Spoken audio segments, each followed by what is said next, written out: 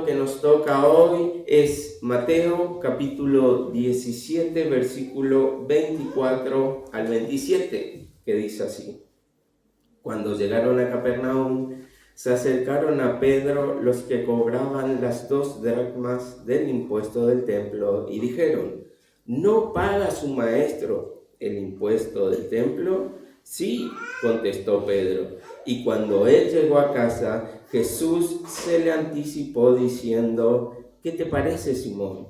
¿De quiénes cobran tributos o impuestos los reyes de la tierra? ¿De sus hijos o de los extraños?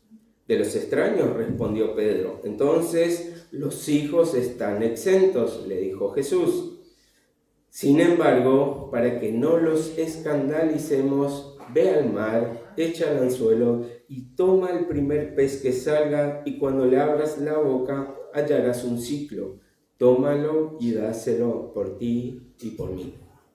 Señor, una vez más, te pedimos que tu palabra edifique y alimente tu iglesia, que podamos ser renovados y transformados a través de tu Espíritu, y que esta mañana podamos aceptar tu verdad con un corazón humilde que se postra y te reconoce como su Señor.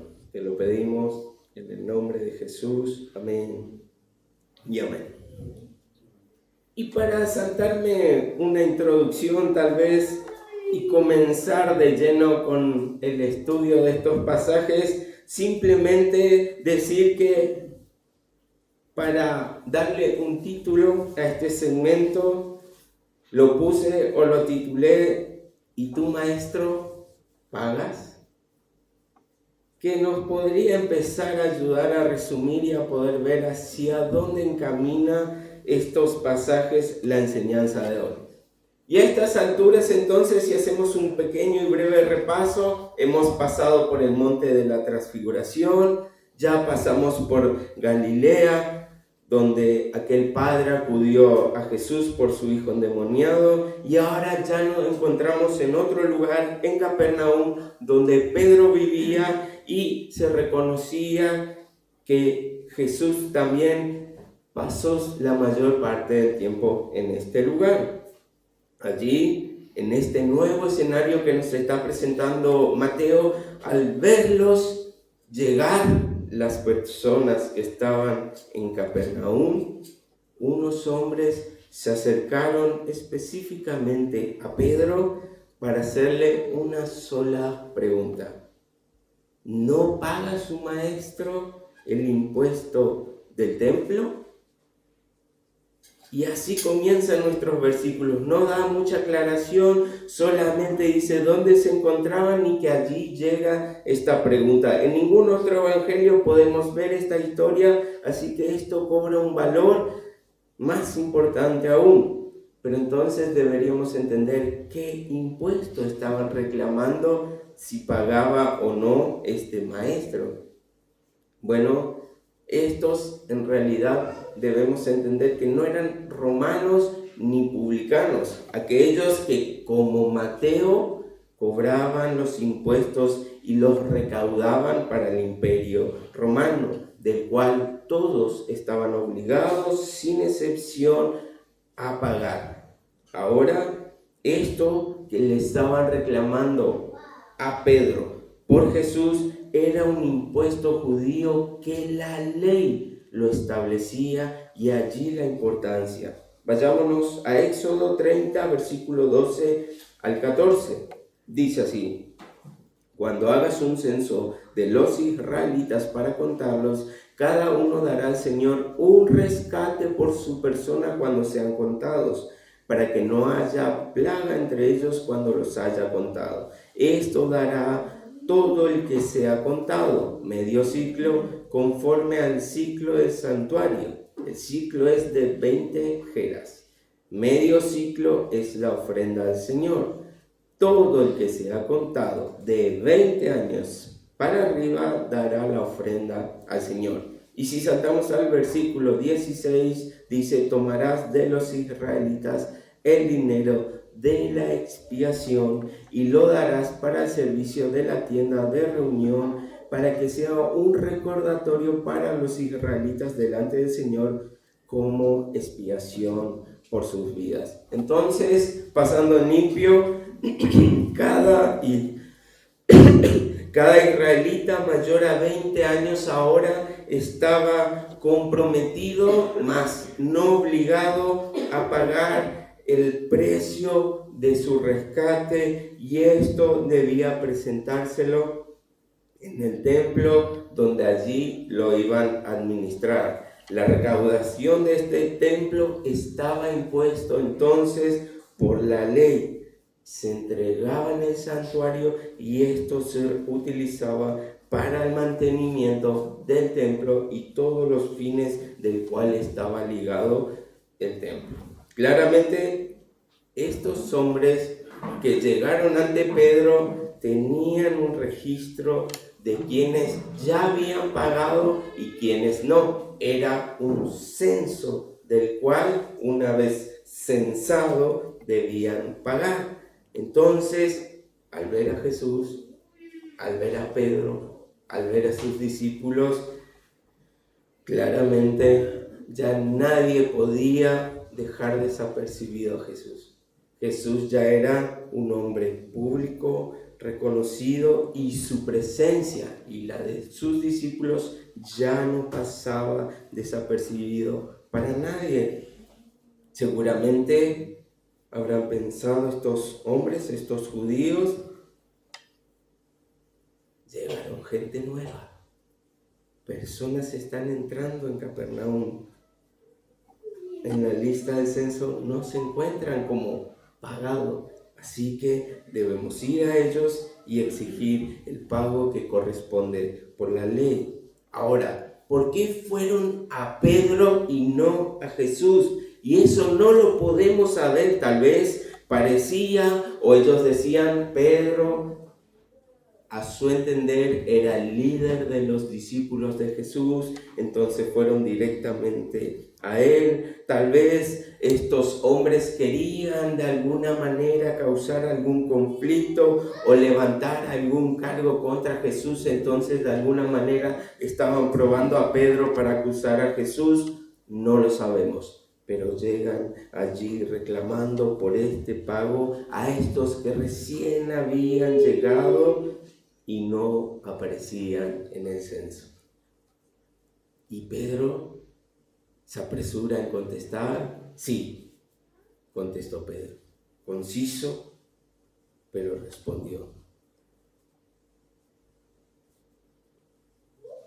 Y tal vez cuando interceptan a Pedro, tal vez cuando inoportunan a Pedro con esta pregunta, decía él en su mente: bueno, este impuesto es un impuesto establecido en la ley del Señor. Entonces, el Señor no quebranta ninguna ley, así que estoy casi seguro que sí, la va a pagar.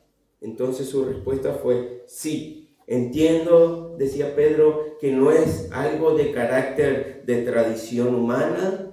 Entiendo que esto ya implica obedecer al Señor, así que sí, va a pagar el impuesto.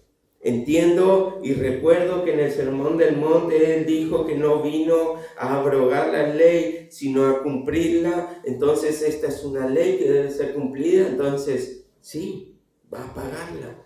Y seguramente todo esto estaba en la mente del Señor y se precipita en contestar entonces sí, pero sin haber consultado primero al Señor.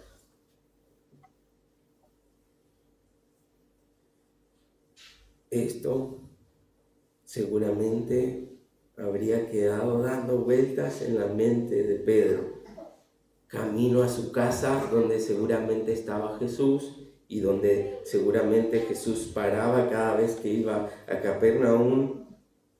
Habrán empezado las dudas en la mente de Pedro. Me apresuré en contestar. Debí haber acudido primero al maestro a preguntarle: ¿realmente va a pagar el impuesto? ¿Tendremos los fondos suficientes para pagarlo.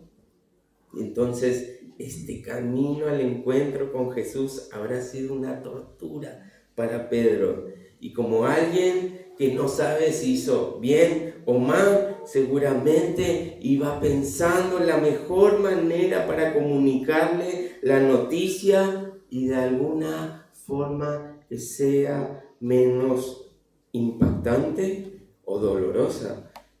Bueno, entonces le voy a decir así y asá. Tal vez espere que él se pegue una ducha, que almuerce, y una vez que esté más relajado puedo empezar a hablar de esto tan importante con él. Tal vez puedo decirle, tal vez deberíamos llamar a Judas para que nos pase un presupuesto, un estimado de cuánto manejamos en la cuenta del ministerio celestial, y allí ver si hay dinero suficiente para pagar esta cuenta.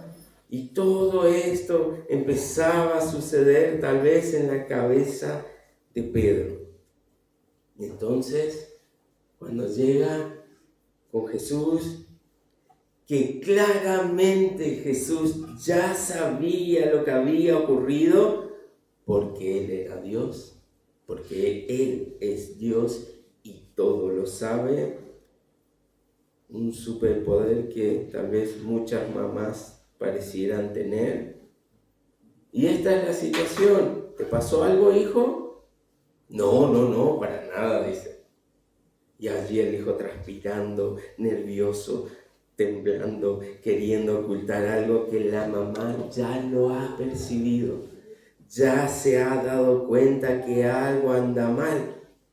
Allí llega Pedro ante Jesús, un Dios que ya lo sabía todo.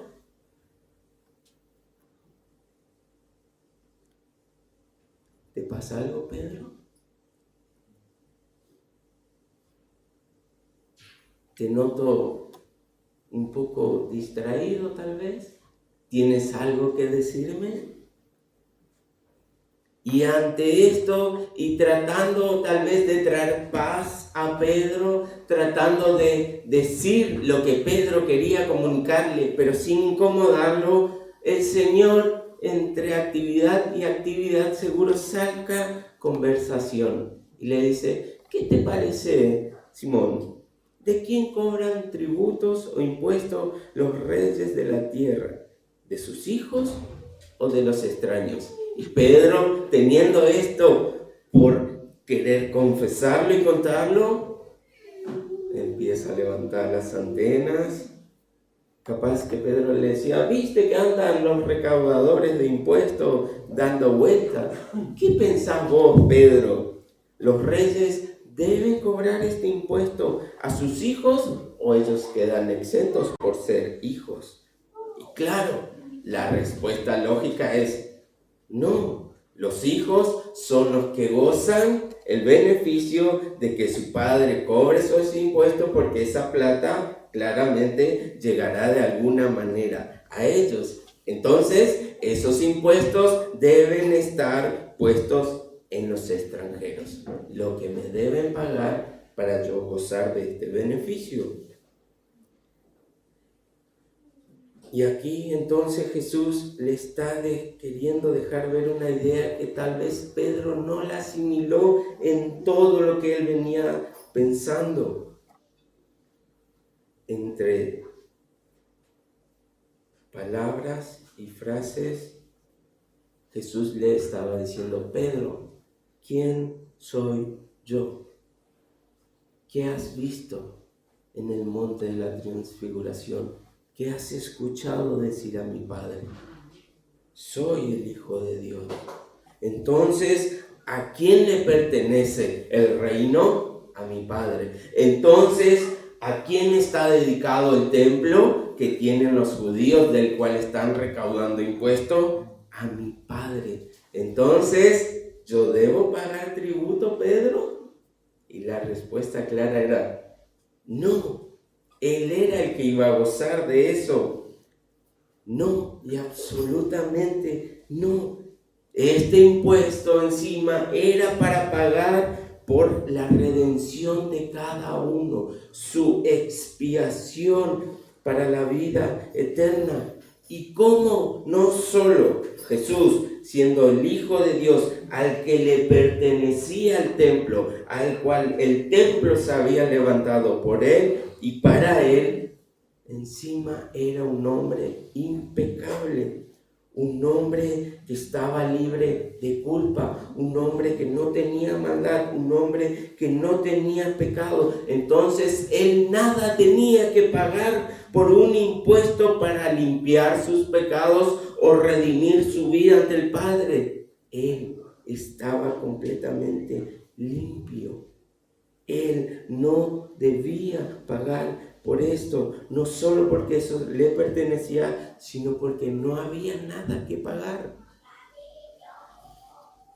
Entonces la respuesta cada vez se acentuaba mucho más. Yo, Pedro, no tengo que pagar este impuesto. Soy el hijo del rey. Ese impuesto no me aplica. Es más, me pertenece, le estaba diciendo Jesús. Y ustedes, que son mis discípulos, los invitados, los convidados a la mesa, ahora parte de la familia real, tampoco entonces deberían pagar impuestos. Nosotros somos aquellos que se deben beneficiar. Así que, para este punto, si Pedro estaba nervioso por lo que le tenía que preguntar a Jesús, ahora ya se quería matar. Yo le respondí que sí. Jesús me ha hecho una doctrina teológica de por qué no, y un rotundo no era la respuesta a pagar un impuesto que nada tenía que ver con él. Y yo le respondí que sí. ¿Y ahora qué hago? Y responde Jesús: yo sé lo que hiciste, Pedro. Yo sé que respondiste que sí. Sin embargo, para que no los escandalicemos, ve al mar, échalo al suelo y toma el primer pez que salga, y cuando le abras la boca hallarás un ciclo, tómalo y dáselo por ti y por mí. El Señor ya sabía lo que había hecho Pedro. El Señor ya tenía una respuesta que darle a Pedro, pero no quería dejar pasar por alto este momento sin enseñarle algo valioso a Pedro, que empiece a asociar todo lo que era el Señor, todo lo que había visto y aprendido del Señor, ahora aplicarlo a su vida diaria. Pero, como hemos visto, al Señor no le correspondía pagar este impuesto, pero lo hizo igual.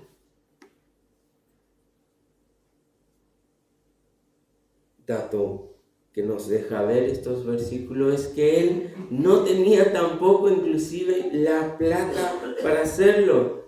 Fácilmente era decir: Pedro, te equivocaste, la respuesta era no, tomá, andá y pagales. Pero ahora el Señor le dice: te equivocaste, la respuesta era no. Pero para que no se escandalicen, para que vos no quedes en descrédito, andá a conseguir la plata, pescá y allí está, por ti y por mí. Y esta obra fue milagrosa, al mismo tiempo soberana y al mismo tiempo de todo conocimiento, porque tal vez esa moneda cayó un día en ese lago, un pez fue y la comió porque brillaba, o vaya a saber por qué, y ese mismo pez fue obediente y entendía que debía acudir a ese anzuelo de Pedro porque el Señor lo había mandado. Todo esto había pasado. Y entendiendo el contexto y la situación, la pregunta entonces sería: ¿y por qué pagó el impuesto? ¿Por qué, si no le correspondía, lo pagó? Una respuesta rápida es, no quería perturbarlos, no quería escandalizar a estos hombres, pero más profundo podemos ver dos enseñanzas. El Señor se comprometió a pagar este impuesto para dar ejemplo a todo creyente que tiene este mismo deber moral de mantener el templo con todo lo que esto implica. Y ahora entendemos que esto es mantener el edificio, esto es pagar a los obreros que predican el Evangelio y ayudar a los necesitados. Estas tres funciones tienen la iglesia. Estas tres funciones podemos ver en toda la Biblia que el templo debía abarcar. Por eso es el objetivo que se le debe dar a todo lo recaudado hoy día en una iglesia cristiana. Para el edificio claramente entendemos que debemos mantenerlo, debemos pintarlo, debemos arreglar la humedad, los durlos que se rompieron, y lo podemos ver claramente, es una necesidad. No hace falta ser muy ducho en esto para entenderlo. Tenemos que limpiar, pagar los detergentes, la toallita de las manos, etcétera, etcétera, etcétera. Para los necesitados también vemos que es algo muy común. Es algo que no solo la gente de la iglesia puede entender y ver que deberíamos hacerlo. Allá las personas del mundo dicen, ¿ustedes no deben ayudar a los pobres, a los necesitados? Sí, es un deber de la iglesia. Pero ahora lo más cuestionado muchas veces es que el pastor tenga su paga, su ofrenda, su parte, como usted quiera decirlo. Y entiendo claramente por qué existe este cuestionamiento. Se ha manoseado tanto el Evangelio porque podemos ver que todos aquellos que tienen publicidad, que son conocidos ante la sociedad, han hecho un negocio de la fe, mostrando entonces así a pastores multimillonarios, pero a sus miembros luchando por llegar a fin de mes. Y esto realmente es desolador. Pero esta imagen es la imagen que tienen no las iglesias cristianas. No es de extrañarse. Estos que han hecho de iglesias empresas cristianas son los que más ruidos hacen, son los que más llegan a la gente, son los que más publicidades tienen. Pero esto no es lo que el Señor manda. Si alguien vio esto en una iglesia y quedó decepcionado, tranquilo, nosotros también lo hemos visto y nos hemos cansado de denunciarlo. Pero esto no quita que ahora nuestra responsabilidad sea mantener a los obreros, mantener el edificio y ayudar a los necesitados. Primera de Corintios 9:11. Si en ustedes sembramos lo espiritual, decía Pedro, será demasiado que de ustedes cosechemos lo material. Versículo 13. ¿No saben que los que desempeñan los servicios sagrados comen de la comida del templo y los que regularmente sirven al altar del altar reciben su parte? Así también ordenó el Señor que los que proclaman el Evangelio vivan del Evangelio. Entonces, mantener a aquellos obreros que se dedican a la obra es bíblico y es una necesidad de la iglesia, es un compromiso con la iglesia, con aquello que se recauda, obreros, edificio, necesitados. Entonces el Señor nos deja ver que esto debe ser así, es su mandato. Pero claro, no nos estamos yendo a un punto donde debemos esperar que todo pastor sea multimillonario, donde todo pastor tenga su jet privado y tantas obscenidades que hay hoy en el mundo cristiano. Y no sé si usted habrá visto, hemos charlado con una hermana hace poco, el señor Kenneth Copeland. Si no lo conoce, después búsquelo.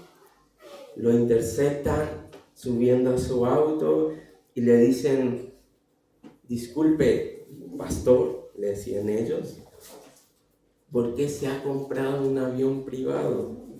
Y él contestó: porque me vendieron ese avión tan barato que no pude evitar comprarlo. Y encima a todo esto agrega: no quería volar en vuelos comerciales porque era meterse en un tubo con un montón de demonios. Claro, ese es el ejemplo que tiene el mundo de lo que es un pastor. Esto es una locura para cualquier persona, sea cristiano o no, salvo que la idolatría haya cegado los ojos de la persona. Es muy claro ver que esto no es el cristianismo, esto no es un pastor y mucho menos una iglesia. Ahora, esto no quita ni nos exime del verdadero deber que tenemos para con la iglesia local, aportar para su mantenimiento y todo lo que esto implica. Para muchos, si se le pregunta, el pastor es un sinvergüenza que tiene que salir a trabajar y dejar de aprovecharse de los diezmos de la iglesia. Como si ser pastor no fuera un trabajo al que uno debe dedicarle tiempo como cualquier otro trabajo. Y me pongo en este lugar porque soy uno. Es más, muchos de nosotros han llegado a esta iglesia habiendo pasado por otras donde las enseñanzas eran que debíamos dar todo lo posible. Nos exprimían hasta el último centavo.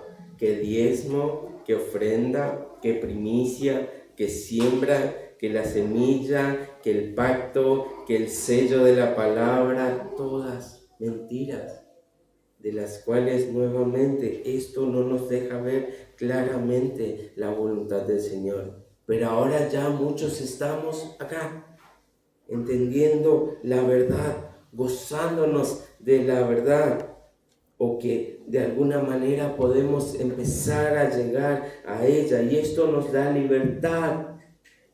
Y esto muchas veces se puede ver reflejado en desinterés y desobediencia.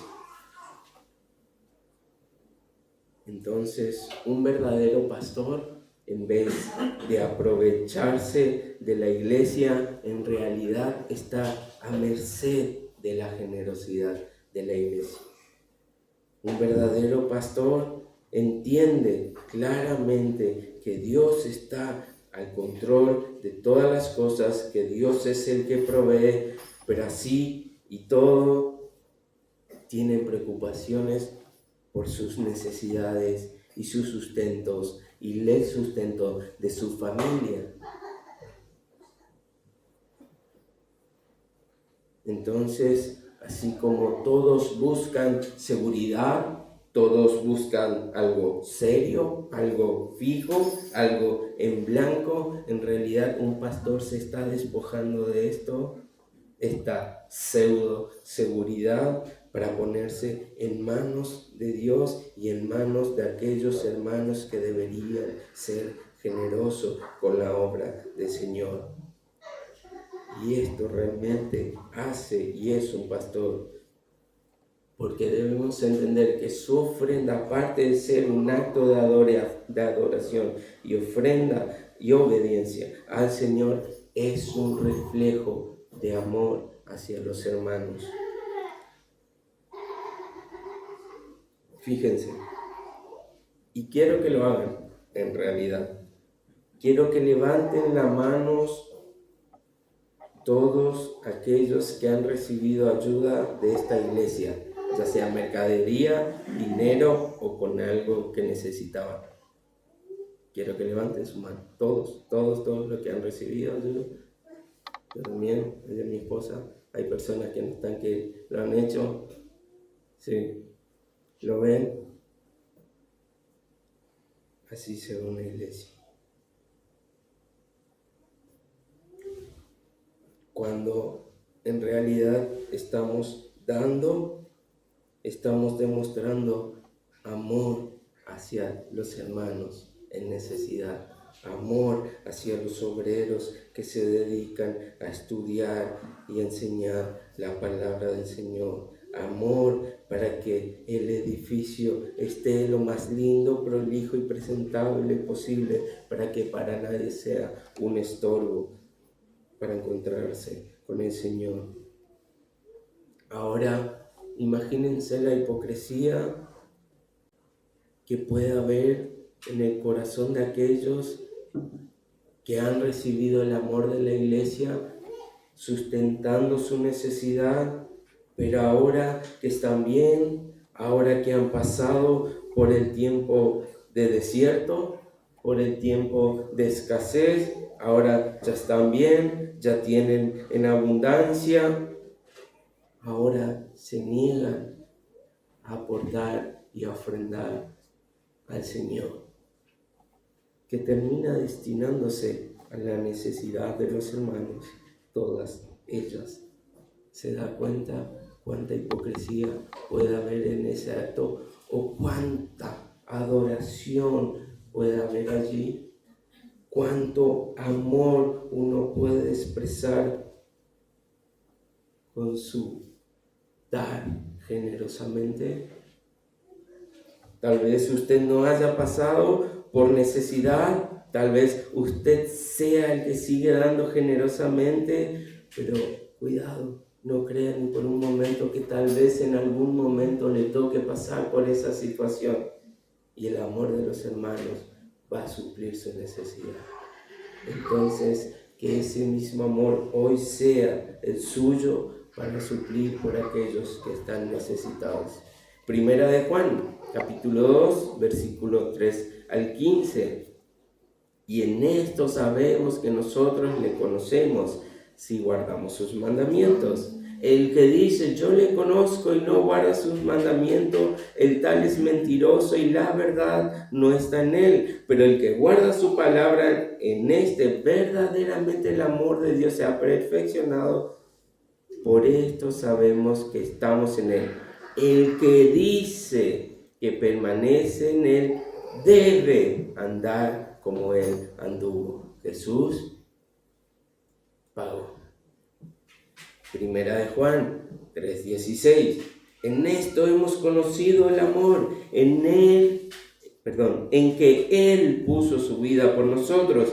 También nosotros debemos poner nuestra vida por los hermanos. Pero el que tiene bienes de este mundo y ve a su hermano tener necesidad y cierra contra él su corazón, ¿cómo mora el amor de Dios en él? Hijitos míos, no amemos de palabra ni de lengua, sino de hecho y en verdad.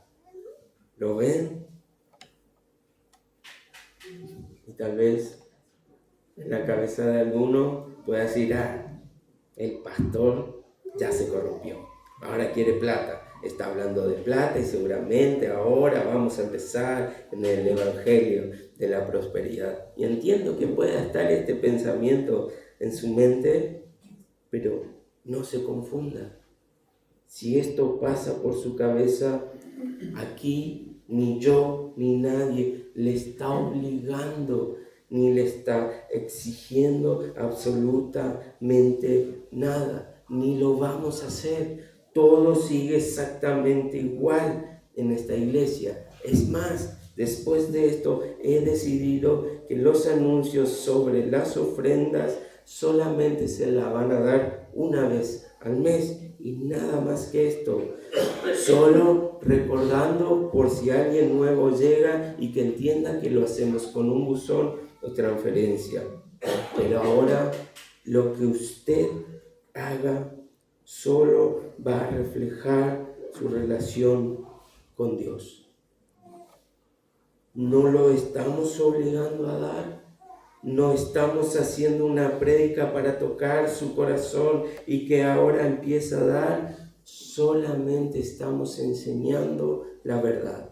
Su compromiso es obedecerla.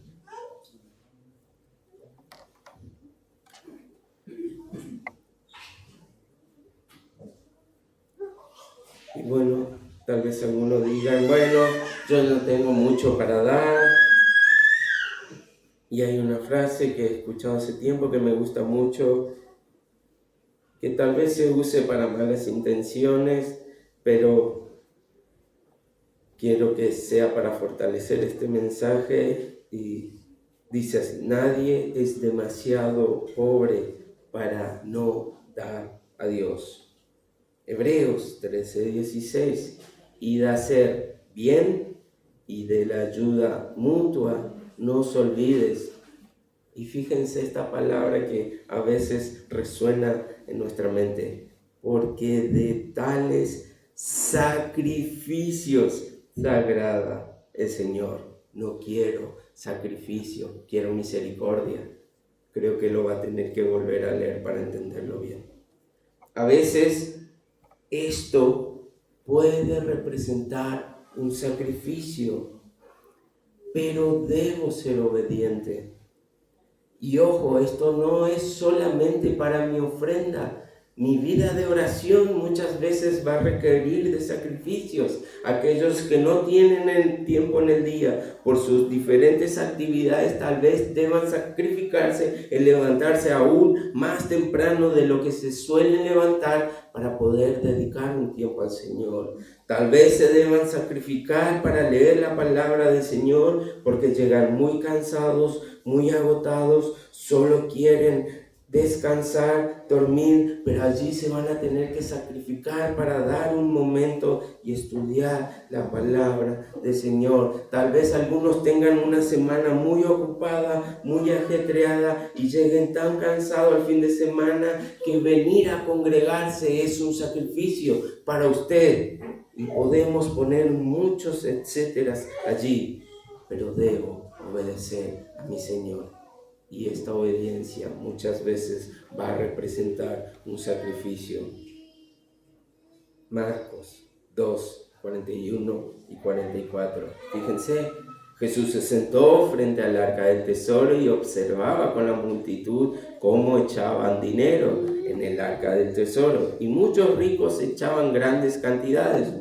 Está bien, cumplían con su mandato. Llegó una viuda pobre y echó 2 pequeñas monedas de cobre, o sea, un cuadrante. Y llamando Jesús a sus discípulos les dijo: en verdad les digo que esta viuda pobre echó más que todos los contribuyentes al tesoro, porque todos ellos echaron de lo que les sobraba, pero ella de su pobreza, una mujer pobre, echó todo lo que poseía, todo lo que tenía para vivir. ¿Lo pueden ver? No hay excusas que mi vida de obediencia y adoración se refleje en poder dar para la obra del Señor.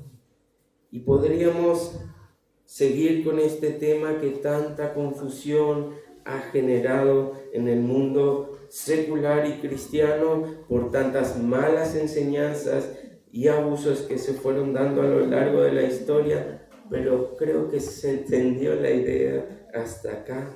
No era tampoco la idea dar una charla sobre diezmo y ofrenda, sino reflejar la intención de Jesús al dar en el templo, pese a que no le correspondía, por su compromiso en amor a aquellos que servían a su Padre. Y he dicho que eran 2 enseñanzas, esta más breve, pero no menos importante. ¿Por qué entonces debía pagar estos impuestos? ¿O por qué él quiso pagar estos impuestos? Para mostrar su misericordia y gracia a sus hijos. No solo que Jesús debía pagar por sí, sino que no debía pagar por Pedro, pero lo hace. La recriminación que le dijeron a Pedro era: ¿tu maestro paga el impuesto del templo? A lo que Pedro respondió: sí. Entonces, lo que en teoría Jesús iba a hacer con el pago del impuesto era cancelar su deuda. Pero lo que iba a hacer con la vida de Pedro era manifestar su gracia. Este es el reflejo del Evangelio. Jesús no debía pagar ni demostrar nada a nadie. Ni siquiera tenía la obligación de bajar de su trono para llegar aquí a la tierra. Pero por gracia, por amor y voluntariamente lo hace. Su vida fue intachable, sin pecado, sin mancha. Él podía volver al cielo porque era el único hombre en la faz de la tierra por todos los siglos que era merecedor de la bendición de la vida eterna por méritos propios. Él era el único hombre justo que existió en la tierra. Él era el único que podía ser declarado justo ante el juez justo y santo Padre. El único. Pero Él decidió dar su vida como ofrenda por el pago de nuestros pecados. De su abundancia, Él decidió dar para los necesitados.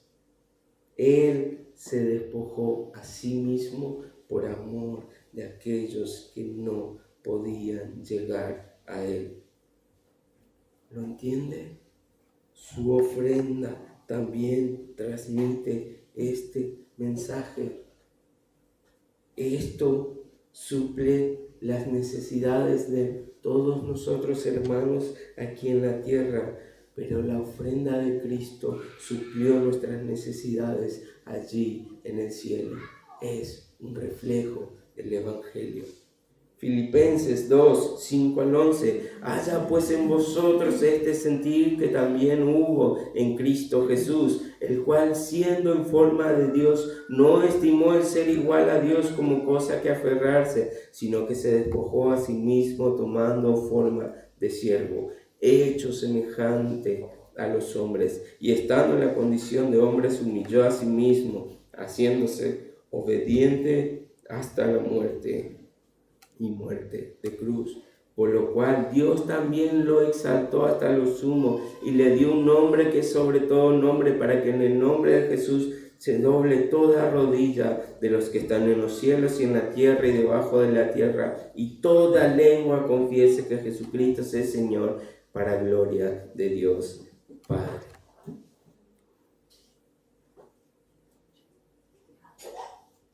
Muchas veces también hay un mensaje detrás de nuestra ofrenda. Para otro hermano, recibir una ayuda significa también vencer a su orgullo. Muchas veces los hombres no quieren aceptar ayudas de otros, pero el Señor nos pone allí para hacernos mansos y humildes de corazón, como Él mismo lo ha sido. Se requiere de mucha humildad para que un hombre se presente ante la iglesia y pueda decir: hermanos, necesito de su ayuda. Me he esforzado, lo he intentado, he tratado, pero no puedo encontrar una solución. El Señor ha cerrado los cielos, el Señor ha frenado sus bendiciones. Ayúdenme en mis necesidades. Y allí es también el compromiso de la iglesia con esas personas. Y esto es lo mismo entonces también que nos está pidiendo el Señor. Esta misma humildad y esta misma actitud es la que tenemos que tener ante Jesús. Él nos manda a dejar el orgullo de lado, de creer que nosotros por sí solo vamos a conseguir algo en la eternidad, que nosotros por nuestras buenas obras y todo lo que hagamos vamos a llegar al cielo y poder reclamar una parte en el eterno cielo de nuestro Dios, sino simplemente humillarnos y decirle: Señor, necesito que me ayudes en mi necesidad. Mi vida depende de tu ayuda. Por favor, Señor, sálvame.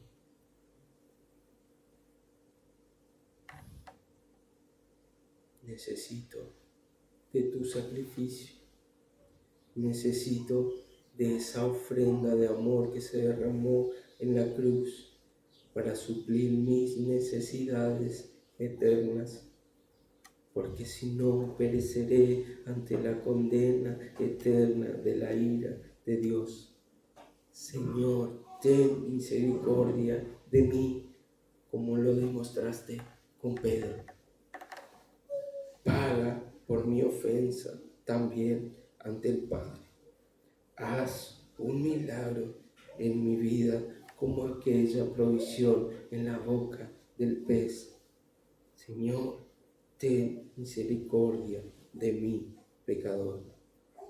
Y allí el Evangelio y mi ofrenda se vuelve una adoración a el único y santo Dios que puede suplir mi vida en la tierra a manos de mis hermanos, como puede suplir mi vida para la eternidad a manos de Cristo, el Hijo de Dios.